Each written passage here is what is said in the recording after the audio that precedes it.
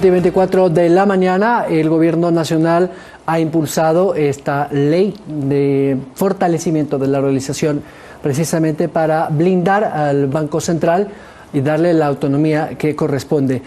Vamos a esta hora de la mañana, como le habíamos anunciado, a enlazarnos con el despacho del señor ministro de la cartera de Economía y Finanzas. El economista Mauricio Pozo, muy buenos días, gracias por acompañarnos hasta ahora. Buenos días, muchas gracias por la entrevista. Ministro, primero vamos con lo de última hora. Este nuevo paquete reformatorio de fortalecimiento de la dolarización tuvo algunos tropiezos de carácter jurídico en la forma de lo que han dicho los asambleístas. Una vez que ya han sido zanjadas entre las partes, un comité técnico establecido por el Banco Central, la Superintendencia de Bancos, ustedes como ministerio y la Asamblea, ¿cree usted que efectivamente en 30 días podremos tener esta ley de protección de la dolarización? Bueno, hemos hecho todos los esfuerzos necesarios. En primer lugar, recuerda, se devolvió por un tema formal, digamos, que faltaban algunos elementos formales en la presentación. En la segunda ocasión se argumentó equivocadamente de temas constitucionales, y digo equivocadamente porque no tenían la potestad para pronunciarse sobre esos temas, pero preferimos abrir el espacio para un mecanismo que facilite el proceso. Se armaron mesas de trabajo, se han avanzado en varios temas sobre eso. Probablemente no todos estén totalmente de acuerdo en todo, pero creo que hemos avanzado y ahora ya está en la comisión correspondiente, luego que el CALIA la remitió a la ley a esta comisión. Y el día de ayer nos hemos reunido, comparecía a la comisión una presentación y una sesión larga, de 2 horas y media, 3 horas, donde se atendieron todas las consultas de los miembros de la comisión, y en ese proceso estamos, así que yo esperaría que continúe al ritmo que corresponde y que pueda ser evacuado todo en el tiempo previsto para el efecto y finalmente pueda ser aprobada la ley. Hemos hecho todos los esfuerzos. Ahora habrán sectores que probablemente no estén con la ley y eso es previsible. O sea, no creemos que, por ejemplo, el sector del correísmo vaya a votar a favor de la ley. Pero nosotros hemos hecho con todos el esfuerzo que era necesario de explicaciones y lo seguiremos haciendo. Y asimismo hemos conversado, obviamente, con asambleístas de distintas tendencias para explicar un poco el espíritu de la ley y esperemos tener el respaldo que corresponde.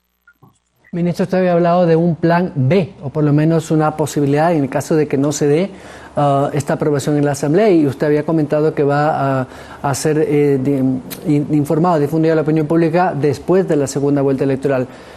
¿Será un tema de reformas, algún tema directamente por su cartera de Estado? Denos un poco de luces. Entiendo que tiene que ser un tema estratégico y por ende no podrá ser difundido, pero no sé, tal vez podamos entender algo de las medidas que podrían tomar para fortalecer la dolarización, efectivamente. Bueno, esta ley es una ley que debió haber estado aprobada bastante tiempo atrás. Es decir, es una necesidad del Ecuador. Al mismo tiempo, es un requisito del programa económico y del acuerdo con el Fondo Monetario. Lo que significa que si el día de mañana no se llegara a aprobar por alguna razón, habría que sentarse con el Fondo Monetario para ver cuáles son las alternativas.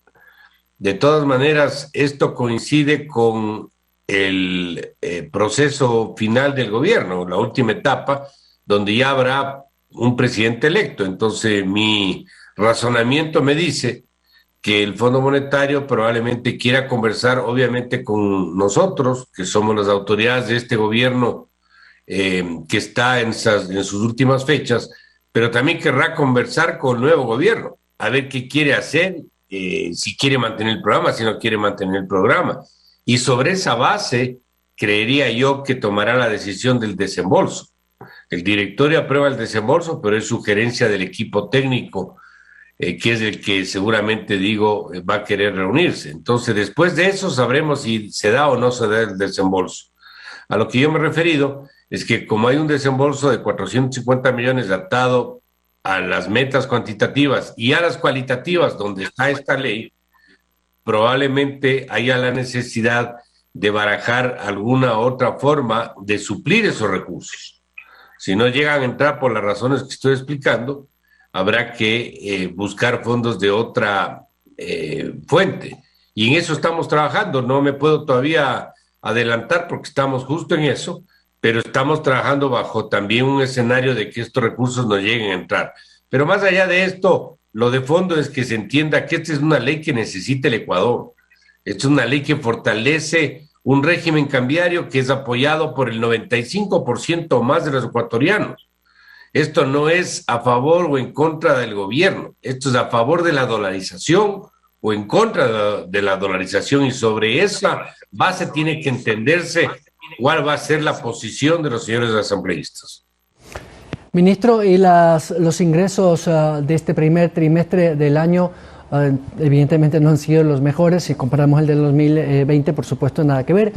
Pero tiene usted un déficit de un poquito más de 1.200 millones. Usted lo comentaba la semana pasada.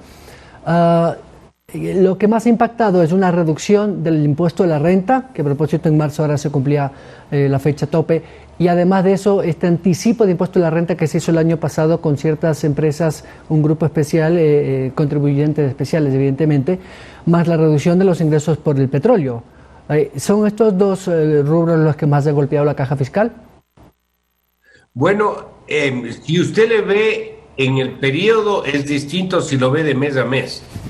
Por decirle, las recaudaciones, observando diciembre, enero y febrero. Marzo, obviamente, todavía no tengo las cifras, se acaba de terminar el mes. Pero diciembre, enero y febrero, y compara con los mismos meses del año pasado, usted ve que hay una mejora en la recaudación. Obviamente, hay el fenómeno estacional que usted bien anota de ese anticipo que se produjo del año pasado, pero la cifra de condiciones normales muestra una recuperación, lo cual es bueno. Es decir, va mostrando que hay más actividad económica, empezamos a salir.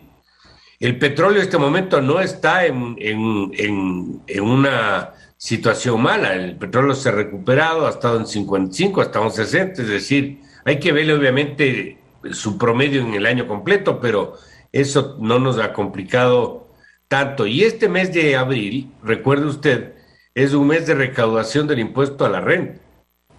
Claro que es el impuesto pagado el año pasado, donde hubo toda la afectación que conocemos de recesión, pero de todas maneras es un mes donde se recauda un poco más. Entonces, con todos estos elementos y algunos otros, es que nosotros creemos que podemos ir saliendo con todas las necesidades de recursos hasta que se termine la actual administración. Ministro, y esta reducción de ingresos obviamente impacta al cumplimiento de las obligaciones.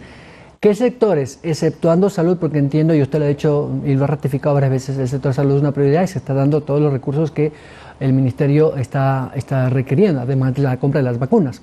Pero ¿qué otros sectores podrían sufrir un pequeño impacto en cuanto al cumplimiento de las obligaciones que tiene para este primer semestre el gobierno? Bueno, nosotros tenemos que cumplir con lo que está previsto. ¿A qué me refiero? Hay un monto de atrasos que se ha ido reduciendo poco a poco. Tenemos ahora, obviamente, todavía atrasos. No van a desaparecer nunca, siempre ha habido atrasos.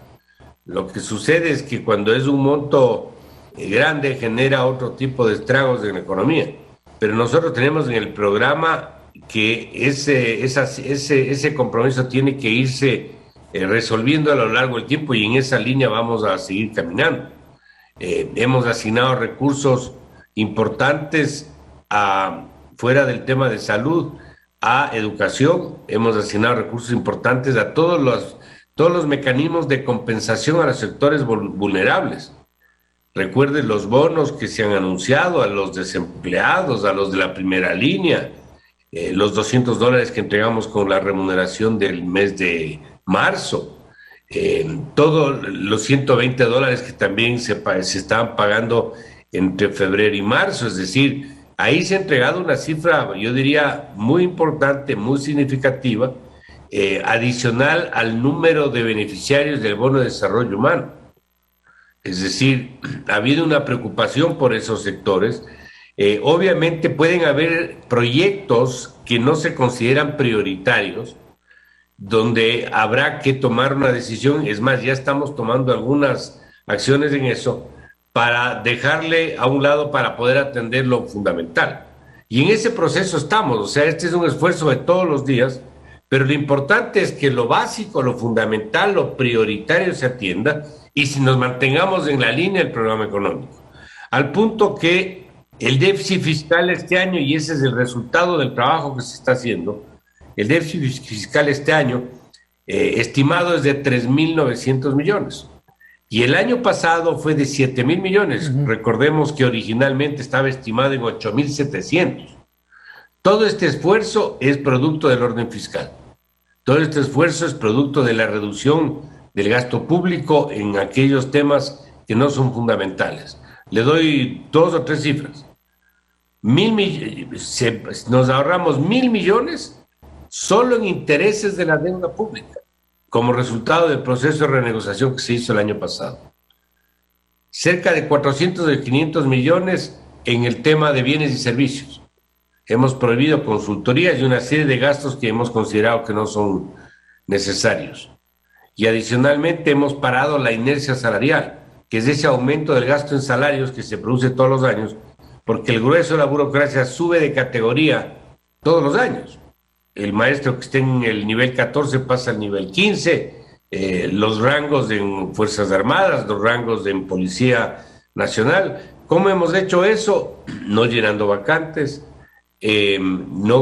dándole un cierre ordenado a los contratos ocasionales, todo lo que tiene que ver con excesos de horas extras, etcétera. Todo eso nos ha permitido ir bajando el gasto y alinearnos a la nueva meta fiscal. Así que todo lo que estamos haciendo es para entregar un país ordenado, caminando con las cuentas en orden, con compromisos que van a tener que atenderse sin duda alguna, porque eso nunca se va a dejar de tener. Todos los días entran facturas y todos los días hay que pagar facturas.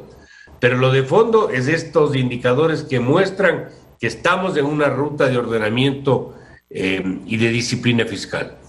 Ministro, ya esto hay que sumar también los compromisos cumplidos en parte con el gobierno de autónomos descentralizados, los municipios y también los consejos provinciales. ¿Nos puede, por favor, confirmar cuánto se ha devengado hasta ahora en los dos?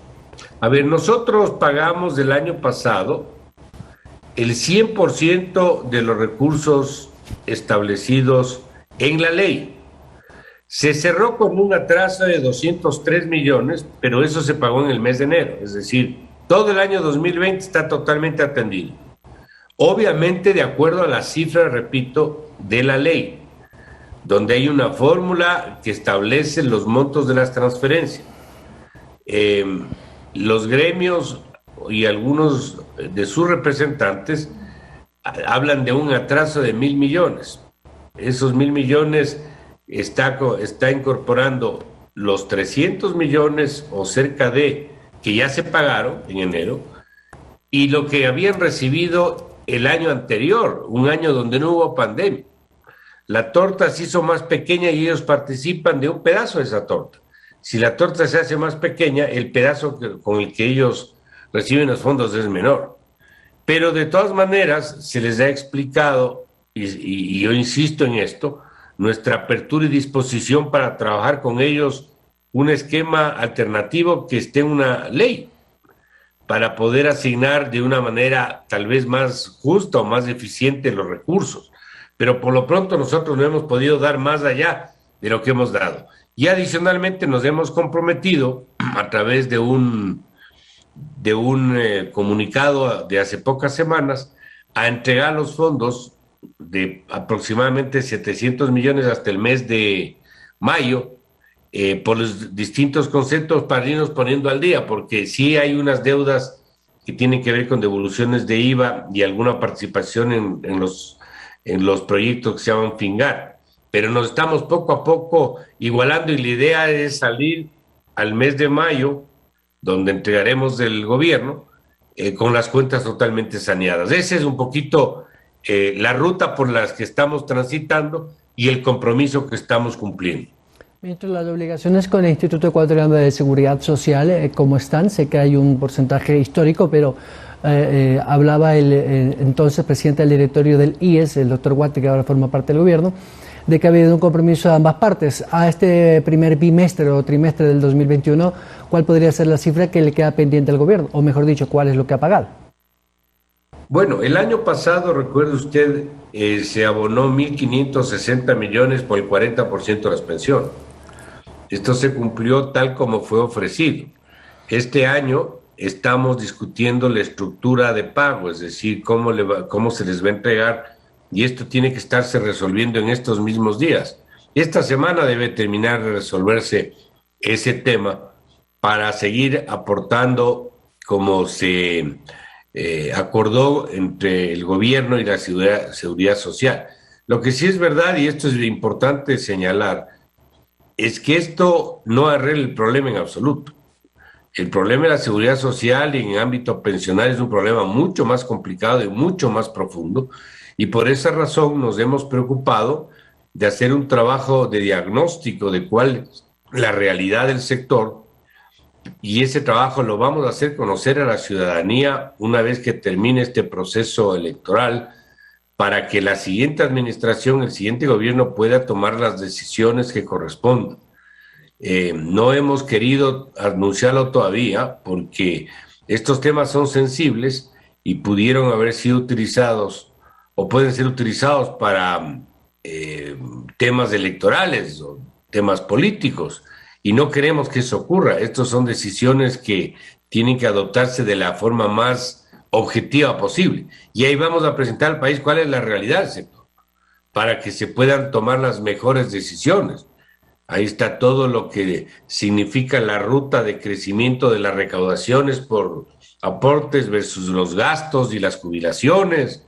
Está el comparativo con otros países, es decir, es un trabajo bastante bien elaborado. Lo hizo un equipo técnico del Banco Mundial en una contribución y un aporte que no le representó ningún costo al Estado ni al gobierno, pero que es bueno que se le dé una salida al problema, porque nosotros podemos garantizar las pensiones, pero si no hay la reforma, esto algún rato se va a acabar y va a llegar un momento en que no se pueda pagar, y ahí estaremos hablando de otro problema. Entonces ese es un tema que tiene que abordarse lo antes posible. Ministro, estoy contra el tiempo, pero le quiero agradecer. Muy gentil, economista Mauricio Pozo. A ustedes, muchas gracias, siempre la hora. Gracias al titular de la cartera de Economía y Finanzas. 7 de la mañana con 41 minutos. Vamos a nuestra tercera pausa. Al regresar estará con nosotros el presidente de la Sociedad Ecuatoriana de Salud Pública, el doctor Fernando Zacoto. Con él hablaremos sobre esta situación de la vacunación de los adultos mayores y cómo ven desde esta sociedad de médicos este proceso de inoculación. Volvemos.